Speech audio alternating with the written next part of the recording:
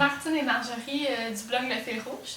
Donc aujourd'hui, pour cette capsule, on va vous présenter des livres qu'on adore lire en automne. Le premier roman dont j'avais le goût de vous parler aujourd'hui, c'est un classique de la littérature québécoise, Rue des Chambeaux de Gabrielle Roy. En fait, je sais pas vraiment pourquoi dans ma tête à moi c'est vraiment associé à l'automne. Je pense que c'est premièrement un peu à cause de la couverture qui fait très hiver, automne, froid, ouais. Puis probablement aussi parce que je l'ai lu dans la première session à l'UQAM en littérature québécoise à l'automne. Probablement, ouais. Donc, en fait, ce roman-là raconte la vie de Gabrielle Roy, de son enfance au Manitoba à Saint-Boniface jusqu'à l'âge adulte. C'est de l'autofiction, en fait, donc c'est pas écrit au nom de Gabrielle Roy, mais ça raconte l'histoire de Christine, qui est une jeune femme, une jeune fille qui, comme Gabrielle Roy... ben, c'est ça. Puis, c'est 18 nouvelles, justement, qui racontent son enfance et tout ça. Puis, dans ma tête à moi, ça c'est vraiment associé justement avec l'automne. C'est le genre de roman que tu lis chez toi, dans ton lit, sur ton divan, avec un thé, puis une petite couverte ou un poncho. Toujours un poncho. Puis qui se lit super vite, puis qui est... Je sais pas, c'est réconfortant dans le fond. Ça raconte vraiment comment Christine, Gabrielle, en fait, en est venue à devenir une auteure.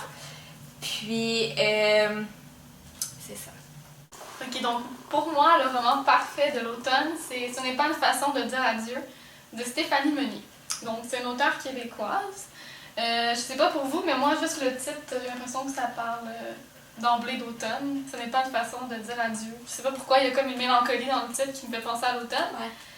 Puis en fait, ça se passe à Montréal, à New York, tout ça. Puis il y a comme une ambiance de pluie. On lit puis on sent, c'est gris, c'est sombre. C'est une histoire de trio, donc il y a de l'amitié, de l'amour. Il y a 3 personnages. En fait, il y a Sean, il y a Héloïse, puis Raph. Donc il va y avoir une histoire d'amour entre Raph et Héloïse. Puis Sean qui est comme l'ami un peu qui devient la troisième roue, si on peut dire. Ouais. Mais il y a la musique des Beatles, la danse. Il y a vraiment quelque chose de mélancolique. Donc moi, je me conseille, lisez-le avec un bon thé. Puis vraiment, c'est tout petit. Encore une fois, mettez un poncho. Puis à peine 200 pages. Donc vraiment, le livre à lire un après-midi pluvieux. D'automne. D'automne, c'est ça. Ensuite, vraiment dans un autre registre complètement, j'avais le goût de parler du roman Le bizarre incident du chien pendant la nuit. Le contexte en tant que tel, là, c'est pas que ça fait automne, je pense que ça peut se lire à n'importe quel moment de l'année. Par contre, je trouve que c'est l'espèce de roman qui fait chaud au cœur, qui vient nous chercher, qui est à la fois triste, mais vraiment comme... Je sais pas c'est quoi le mot. Lumineux. Ouais, ben qui... Tu sais, dans lequel on se plonge, puis qu'on peut lire, je veux dire, en une après-midi, en une soirée, puis qui vient vraiment... qui nous émeut, dans le fond. Puis je trouve que une genre de lecture comme ça, en automne, ça remonte le moral des fois avec les blues de novembre. Je veux dire, c'est tout le temps un mois qui est un peu plus déprimant. En fait, c'est aussi un roman un peu de la différence, parce que ça parle du jeune Christopher qui a... j'allais dire l'Alzheimer, c'est pas ça pour tout, c'est Asperger, qui a le syndrome d'Asperger dans le fond. Puis ça raconte sa quête pour trouver qui a tué le chien de sa voisine. Donc c'est super enjoué, on embarque vraiment. Puis qu'est-ce qui est cool aussi dans ce roman-là, c'est que il y a des images. Ça, c'est le fun avec des images. Non, mais je veux dire, il y a des graphiques, Ouais. puis il y a des petits... je sais pas, ça rend juste le roman vraiment plus interactif. Plus vivant, c'est ça. Donc, à lire cet automne.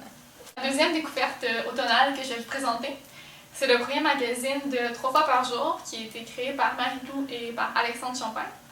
Le magazine, la thématique, c'est la cuisine en héritage, donc déjà ça fait ultra automne. Ouais, vraiment. Les images sont super belles, il y a des vraiment beaux textes, plein de recettes cocooning. Ça a vraiment bon, ça. Ouais. Ben, c'est de la viande, quand même. Vraiment, vous pouvez apprendre à cuire une courge spaghetti, ce qui a été mon cas. Bref, ça pour dire que vraiment, c'est un magazine automnal par excellence. Je pense que c'était un peu le but vu qu'il est sorti en septembre. Ouais. on apprend beaucoup de choses. J'ai appris beaucoup de choses sur les huiles essentielles. La mère de Marie-Lou nous fait un article sur les bienfaits des huiles essentielles. Ça aussi, ça fait vraiment automne, les huiles essentielles. Oui, vraiment. Ouais. Exactement. Puis pour les curieux, il y a un petit dossier sur le mariage très Pinterest et très beau de Marie-Lou et Alexandre. Le prochain roman qu'on avait toutes les deux le goût de parler parce que premièrement on a adoré, deuxièmement parce que c'est la lecture du mois de septembre de notre défi. En 2015, je lis un livre québécois par mois, c'est Veiller la braise de Sarah Lazareux. Ouais, donc cette jeune auteure-là, c'est son deuxième roman. C'est vraiment un des plus beaux romans d'amour que j'ai eu la chance de lire. Juste le titre, Veiller la braise, sans dit long, c'est vraiment une métaphore sur entretenir la flamme d'un couple. Ouais, moi je dirais justement dans le quotidien, vraiment, ça raconte le quotidien d'un couple à partir du moment qu'ils se rencontrent. Donc vraiment, c'est monsieur, madame, tout le monde. Ouais. Les émotions sont vraiment décrites que je pense que tout le monde peut se sentir interpellé. Ben c'est vrai, c'est juste et c'est vrai. Ouais. Puis il n'y a pas de conte de fées, là. C'est pas parfait, on voit des remises en doute. Des questionnements. Des fois c'est pas parfait, des fois on se tape ses nerfs, sauf qu'on a envie que ça fonctionne, donc on veille la braise. Vraiment, c'est excellent, puis... à découvrir. Ouais. Donc, ma dernière proposition pour ces livres automnales, en fait, c'est de lire une brique. Ou 3. Ou 3 briques. Ou plus. Parce que je pense qu'en automne, on a vraiment envie que le livre nous suive partout. Donc, autant dans notre lit, dans le métro, au travail, à l'école. Il y a comme quelque chose de vraiment réconfortant, de voir un peu... je sais pas, moi j'aime ça quand mes livres ont du vécu. Donc, tu sais, tu vois un peu, celui-là, je l'ai lu dans mon bain, je l'ai lu dans mon... Tu sais, en fait, je pense que lire une brique, c'est vraiment excellent parce qu'après, on s'attache tellement à l'histoire, au personnage. Et aussi, parenthèse, je pense que c'est le moment de lire un classique. Parce qu'il y a comme à l'automne, une brique de classique, tu sais, qu'on a toujours peur de se dire, exemple, Moby Dick. On se dit toujours, Moby Dick pour plus tard, c'est trop gros, c'est trop un gros engagement. Non. En automne, c'est parfait de prendre un gros engagement. Donc, lancez-vous dans Anna Karénine. Allez-y, plongez. Louba, c'est à toi qu'on parle. Oui, c'est ça, Louba, c'est à toi de lire. Je te laisse savoir, non, c'est vrai. Donc, voilà, l'automne, c'est le temps de lire une brique. Alors, voilà ce qui conclut pour nos choix de lecture pour une froide journée d'automne avec un thé ou un chocolat chaud, un punch chaud.